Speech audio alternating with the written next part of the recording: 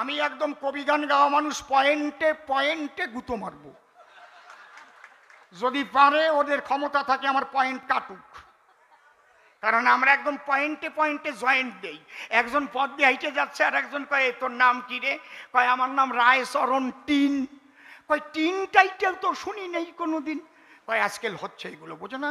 বাবারে কয় ডেড্ডি, মারে কয় আন্টি, বোঝো না? এগুলো আজকাল এই জন্যে টিন, রায়চরণ টিন। ও দেখে শালা আমারে ঠগাইয়ে যাচ্ছে টিন টাইটেল দিয়ে। কয় এই আমার নাম জিজ্ঞেস কর। কয় তোর নাম কি? কয় আমার নাম চণ্ডীচরণ নিষ্কুরূপ। দিছি তো টিন আটকাইয়ে, এবার খুলে নে না। এই তৃণমূলের হারমাদ্রা, আমি যে স্ক্রুপ দিয়ে আটকাচ্ছি, বাপের বেটা হস্ত এখানে খুলে দেখাস যে মুখ্যমন্ত্রী জানে না কি করে। চোরের রানী, ডাকাতের রানী, আর তার যা বাণী। আমার অনুব্রতকে কেন অ্যারেস্ট করা হয়েছে? কত ভালো ছেলে আমার অনুব্রত, তাকে কেন অ্যারেস্ট করবে? আহারে, ওর একটু মাথায় অক্সিজেন কম যায়। এইবার আপনি যান অক্সিজেন সিলিন্ডার নিয়ে তিহার জেলে যাইয়ে দিয়ে আসেন, কে যান। এইরকম মুখ্যমন্ত্রী আমার জীবনেও চোখে পড়েনি এখনো, বুঝতে পারছেন? এই পার্থক্য কেন পরিবর্তন করতে বলছি? এমনি এমনি না। যদি ওরা ভালো কাজ করতো আমি বলতাম থাক, আমাদের ভোট দেওয়ার দরকার নাই, আপনারা ভালো আছেন, ওদেরই আবার রেখে দেন। আমি হচ্ছি ভালোর সাথে থাকা মানুষ। কিন্তু ওরা যা করেছে, এক্ষুনি ওদের এই পশ্চিম বাংলা থেকে তাড়ানো উচিত, এক্ষুনি তাড়ানো উচিত। দেখেন, আপনারা রক্তবীজের নাম শুনেছেন? রক্তবীজ, মা কালী যখন চন্ডমুন্ডা বধ করে তারপরে রক্তবীজ আসলো, ওরে জ্বালায় পুড়িয়ে গেল। একটার মাথা কাটে, ওই রক্তের থেকে আর একটা জন্ম নেয়। সিবিআই, ইডি একটা ধরতে যায়, দেখে যে রক্তবীজের বংশ আর একটা জন্ম নিয়েছে। আরে বাবা, দুর্নীতি খুঁজতে গেছে, নিয়োগ দুর্নীতি, সেই দেখে যে ওই জায়গা আবার ওই যে সেই যে পৌরসভা দুর্নীতি বেরোয় পড়েছে। যেই পৌরসভায় হাত দিয়েছে ওই দমকলে বেরোইছে। আরে কোন জায়গা দুর্নীতি নাই? যে কয়টা দপ্তর আছে, আমি বলে যাই আপনাদের কাছে, এমন কোনো দপ্তর নাই সেই দপ্তর দুর্নীতি শূন্য হয়ে আছে। এমন কোনো নেতা নাই সেই নেতা চুরি করে নাই। আমি বলে যাচ্ছি, মনে হয় না 26 সাল পর্যন্ত দিদি টেকবে। না না, আমরা ঠেলিয়ে ফেলাবো তা বলতেছি না, জেলে চলে যাবে, সব জেলে চলে যাবে। দেখেন না, ওরে বীরভূমের ওই বাঘের বাচ্চা, ও সে বিড়াল বাবু সেজেছে, দিদিমণির মাথায় এবার টনক নেড়েছে, দিদিমণির মাথায় এবার টনক নড়েছে। দেখো বীরভূমের ওই বাঘের বাচ্চা, দেখো বীরভূমের ওই বাঘের বাচ্চা, বিড়াল বাবু সেজেছে, দিদিমণির মাথায় এবার টনক নেড়েছে। কারণ আমি রাজনীতিতে আমার এই বয়স হচ্ছে মোটে 2.5 বছরও হয় নাই। তার মানে আমি সবার ছোট। আমার বয়স কত? 2.5 বছর না? আর কবি গানের বয়স 45 বছর। তাহলে রাজনীতির বয়স আমার মোটে 2.5 বছর। এখন জানি না যে আমাদের দিদির ওই যে একটা ভাইপো আছে, সে নাকি আবার 2 বছর বয়সের থেকে রাজনীতি করেছে। এ তো নতুন নতুন কথা শুনতে পাই আর কি। তৃণমূলের কিছু দালাল আছে, চোরের দলের দালাল, তার 2-1 জনকে আমি রাস্তায় দেখেছি আসবার সময়। আমি তাদেরও শ্রদ্ধা জ্ঞাপন করি। আপনাদের চুরিগিরি আরো বাড়ুক, দাদাগিরি বাড়ুক, আর আপনারা সাগরের জলে বিসর্জন যান, বিসর্জন যান, বিসর্জন যান। আপনাদের তো বর্তমান এমএলএ নাই, আছে কি? ভারতীয় জনতা পার্টির এমএলএ নাই। ওনার নাম উচ্চারণ করতে গেলে আমার ভালো লাগে না। মানে ওই রকম ভাবে মুখ দেখানো যায় কি করে মানুষের সামনে, তা আমার বোধে এখনো আসে না। তা আপনারা যারা এখনো কাঁচা বাড়ি, তারা পাকা বাড়ি পাননি, যারা বৃদ্ধ ভাতা, বিধবা ভাতা আপনারা পাননি, তারপরে 100 দিনের কাজ সঠিক মতো যাদের করানো হয় না, ওদের সুপারভাইজার কার্ডগুলো কালেকশন করে নিয়ে যায়, বিজেপিতে কাজ দেয় না। আবার 1 বছর যদি কোনো লেবার কাজ না করে জব কার্ডে, তাহলে সে কার্ডটা আবার বাতিল হয়ে যায়, তাই তো? নাকি ঠিক বলছি তো? তাহলে আপনারা কাঁচা বাড়ি আছে, পাকা বাড়ি পাননি। আপনারা অনেকে বৃদ্ধ ভাতা, বিধবা ভাতার জন্য একাধিকবার আপনারা অ্যাপ্লিকেশন করেছেন, আপনারা পাননি। ঠিক বলছি না বে? ঠিক বলছি না? 26 সাল পর্যন্ত দিদি টেকবে না। না, আমরা ঠেলিয়ে ফেলাবো তা বলতেছি না, জেলে চলে যাবে, সব জেলে চলে যাবে। দেখেন না, ওরে বীরভূমের ওই বাঘের বাচ্চা, ও সে বিড়াল বাবু সেজেছে, দিদিমণির মাথায় এবার টনক নেড়েছে, দিদিমণির মাথায় এবার টনক নড়েছে। দেখো বীরভূমের ওই বাঘের বাচ্চা, দেখো বীরভূমের ওই বাঘের বাচ্চা, বিড়াল বাবু সেজেছে, দিদিমণির মাথায় এবার টনক নেড়েছে। যদি বাঘের বাচ্চা, কে বলেছিল বাঘের বাচ্চা? বলো, কে বলেছিল ওনাকে বাঘের বাচ্চা? আরে ফিরহাদ হাকিম। ও তো ক্যাব ডাক পেলো বলে। আর বেশি দেরি নাই, ওই যে গতকাল ডেকেছিল না, লাগাও সায়নী, ওই লাগাও বলিছে, আর এদিক পাশার দিকে দিয়ে আর সিবিআই লেগে গেছে, জম্বের লাগা লাগিছে। দেরি আর নাই, হাকিম সাহেবও ডাক পাবেন।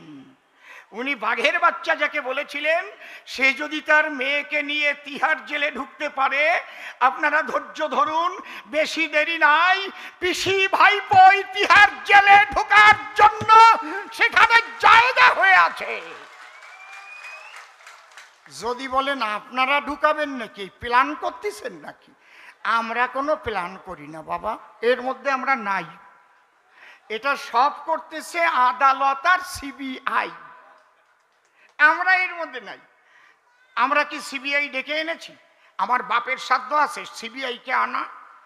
মাননীয় প্রধানমন্ত্রী কি পারেন সিবিআই পাঠিয়ে দিতে? এই যে ভুল কথাগুলো আপনাদের বোঝানো হয়, ওরা দাঁড়িয়ে বলবে আমরা পশ্চিম বাংলায় একমাত্র তৃণমূল সরকার, আমাদের ফেলে দেবার জন্য বিজেপি সিবিআই ইডি লাগিয়ে দিয়েছে, আপনারা দেখুন। আমরা লাগিয়ে দিয়েছি? গলা ফাটাবে, মিথ্যে কথা, মিথ্যে কথা একদম। আমরা কিচ্ছু করি নাই।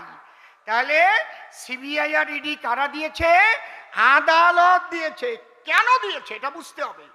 আদালত চিন্তা করেছে যে অপরাধ, যে দুর্নীতি, আরে বাবা খোঁজ পাওয়া যাচ্ছে, এই দুর্নীতির সঙ্গে পুলিশের বড় বড় অফিসার জড়ানো আছে, তাহলে এদের উপরে যদি দায়িত্ব দেওয়া হয়, তাহলে এরা ঠিক মতো তদন্ত করিবে না।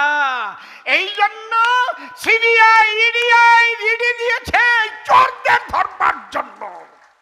তাই নাহলে পুলিশ দিত, সিআইডি দিত, দিল না কেন? একমাত্র এরা সঠিক তদন্ত করবে না। কারণ আমি সব পুলিশদের বলছি না, হয়তো এখানে যে পুলিশ এসেছেন তারা হয়তো ভালো, ভালো কিনা আমি জানি না, কিন্তু আমি অনেক চটি চাটা পুলিশ দেখেছি। আমি অনেক চটি চাটা পুলিশ দেখেছি। আমি ডিএসপি দেখেছি চটি চাটা, এসপি দেখেছি চটি চাটা, আইসি দেখেছি চটি চাটা। ডিএসপি, আইসি, তারপরে এসপি, এদের সামনে আমাকে আক্রমণ করেছে, এদের সামনে, তাদের সামনে আমার ছেলে পেলেগুলোকে মেরে রক্তাক্ত করেছে, আমার গাড়ি ভেঙেছে। তাহলে চটি চাটা বলবো না, কি বলবো? ওনাদের পূজা দেব না? এই জায়গার পুলিশগুলো মনে অত খারাপ এখনো হয় নাই, তাই না? আর যদি হয়ে থাকে তাহলে কান খুলে শুনে রাখুন, যারা যে ব্যবহার করছেন, যারা প্রকৃত কর্তব্য পালন করছেন না, আপনাদের প্রত্যেকটা পুলিশ অফিসারের নাম কিন্তু আমরা লিখে রাখছি। জানবেন বিজেপি সরকার আসবেই, আর সেদিন আপনাদেরও বিচার হবে, একজন আপনারা রেহাই পাবেন না, এটা আপনারা জেনে রাখবেন। কিন্তু আপনারা সঠিক কাজ করেন, আপনারা সঠিকভাবে কাজ করেন, সঠিক ডিউটি করেন। আমার গুরুদেব শ্রী শ্রী ঠাকুর ভবা পাগলা বলেছেন, ডিউটি করলে বিউটি বাড়ে। আপনি ডিউটি ঠিক মতো করুন না, আপনার বিউটি বাড়বেই বাড়বে। আর যদি আপনি চটি চাটা হয়ে যান, তাহলে কি হবে? আপনি এক এক করে হবেন অপমান। গতকাল আমার হরিণীঘাটার পুলিশদের তৃণমূলরাই পিটিয়েছে, আবার আর এক তৃণমূলরাই গিয়ে তাদের ছাড়াচ্ছে, এই পর্যন্ত চলে গেছে। সেই পিটাপিটির মধ্যে যেন না যাওয়া হয়। আপনারা খাকি পোশাক গায়ে দিয়েছেন, তারপরে অশোকের স্তম্ভ লাগানো টুপি আছে, কেন আপনাদের গায়ে হাত দিতে যাবে মানুষ? কত বড় লজ্জার ব্যাপার হবে। আপনারা সঠিকভাবে আপনাদের কর্তব্য লোকসভা ভোটে আপনাদের এমপি তৈরি করে আমার বিশ্ব শ্রেষ্ঠ প্রধানমন্ত্রীর হাতকে শক্ত করুন। দিল্লিতে আবার আসবে বিজেপি সরকার। কেন বলছি? বাংলায় একজনই তো মুখ্যমন্ত্রী আছে ভারতের মধ্যে, সে হচ্ছে মহিলা, তাই তো? তার উপরে আমাদের একটা আবেগ থাকা কর্তব্য বলে আমি মনে করি। এই কর্তব্যেই আমরা সিপিএমকে তাড়িয়ে দিয়ে এই লোকগুলোই একদিন তৃণমূলে ভোট দিয়েছিল। ঠিক বলছি না বেঠিক বলছি? আপনারাই তো মমতাকে এনেছিলেন নাকি? ঠিক তো? আরে আমিও, আবার কি আপনারা ভয় পান কেন? ওই মমতা দিকে আনার জন্য আমি কি কম কষ্ট করেছি নাকি? আমি হাঁসখালি থানার ডহরবৈচা গ্রামের বটতলা কবিগানের আসরে মমতার সপক্ষে আর সিপিএম এর বিরুদ্ধে কথা বলেছিলাম বলে আমি আর অমূল্যবাবু গান গাচ্ছিলাম। সিপিএমরা পিস্তল নিয়ে আমাকে তাড়া করেছিল। আমি পোশাক পরা অবস্থায় 2 ঘন্টা পায়খানায় পালিয়েছিলাম। আমি সেই অসীম সরকার। কিন্তু আমি কোনোদিন ভাবতে পারিনি এই মমতা ব্যানার্জির মুখের ভিতরে হৃদয়ে একটা বিরাট রাক্ষসী লুকিয়ে আছে, বিরাট সন্ত্রাসী লুকিয়ে আছে। আমি জীবনে কোনোদিন ভাবতে পারিনি মানুষ এত নির্মমতা হয়, মানুষ এত বড় রাক্ষসী হয়। উনি কি সুন্দর কয়, আমি কিছুই জানি না। উনি ভাজা মাছ ভেজে দিয়েছে, উনি বেছেও খেতে পারেন না, কিছুই জানেন না। ওনার শিক্ষামন্ত্রী কি নাম ছিলেন? পার্থ চট্টোপাধ্যায় না? উনি শুধু শিক্ষামন্ত্রী না, ওই দলের মহাসচিব, আবার ওই দলের উনি ছিলেন শৃঙ্খলা কমিটির চেয়ারম্যান। আমরা কি কেউ জানতাম উনি অর্পিতার চেয়ারম্যান? শৃঙ্খলা কমিটির চেয়ারম্যান মানে যদি কেউ উচ্ছৃঙ্খলতা করে দলের মধ্যে তাহলে তার বিচার হবে, চেয়ারম্যান সাহেবের কাছে বিচার যাবে। কি কায়দা! আর ওই চেয়ারম্যান পেয়ারম্যান হয়ে বেড়াইছে। পুলিশের গাড়ি করে টাকা গেছে। আমি বাড়ি থেকে যখন রওনা হয়েছি, আমাদের সেন্ট্রাল বাহিনীর যিনি অফিসার আছে উনি আমাকে জিজ্ঞেস করেছেন, স্যার কোথায় যাচ্ছেন? বললাম ভবানীপুর। বলে কোন ভবানীপুর? এর আগে তো একদিন ভবানীপুরে গেলেন। আমি বললাম না, এটা বাগদা থানার মধ্যে ভবানীপুর। সঙ্গে সঙ্গে উনি ইনফরমেশনটা পাঠিয়ে দিলেন ওনাদের হেড অফিসে। এখন আমাদের বিধায়ক কোথায় যাচ্ছে? আমরা ডিউটিতে যাচ্ছি ভবানীপুর। তাহলে যিনি একজন শিক্ষামন্ত্রী, আরও আনুষঙ্গিক অনেক মন্ত্রী, তারপরে মহাসচিব, তারপরে শৃঙ্খলা কমিটির চেয়ারম্যান, তারপরে অর্পিতার চেয়ারম্যান, তাহলে ওনার সঙ্গে 12খানা গাড়ি ফক ফক ফক ফক করে আলো জ্বলে সব মাথার উপরে, লাল বাতি। তাহলে উনি কোথায় যাচ্ছেন এটা জানতেন না কেউ? উনি যেখানেই যাবেন ইনফরমেশন কিন্তু চলে যাবে এসপি হয়ে, ডিজি হয়ে, একদম পুলিশ মন্ত্রী রেজিস্টার্ড খাতায় নাম উঠবে আজকে ওখানে যাচ্ছে। তাহলে এই বাংলার পুলিশ মন্ত্রীকে, জোরে বলো, পুলিশ মন্ত্রীকে, পুলিশ মন্ত্রীকে উনি যদি বলেন আমি কিছু জানি না, উনি জানেন না যদি বলেন, তাহলে এক্ষুনি ওনাকে পদত্যাগ করতে হবে। ওই ধরনের পুলিশ মন্ত্রী বাংলায় থাকা উচিত না। ঠিক বলছি কিনা? ঠিক বলছি তো?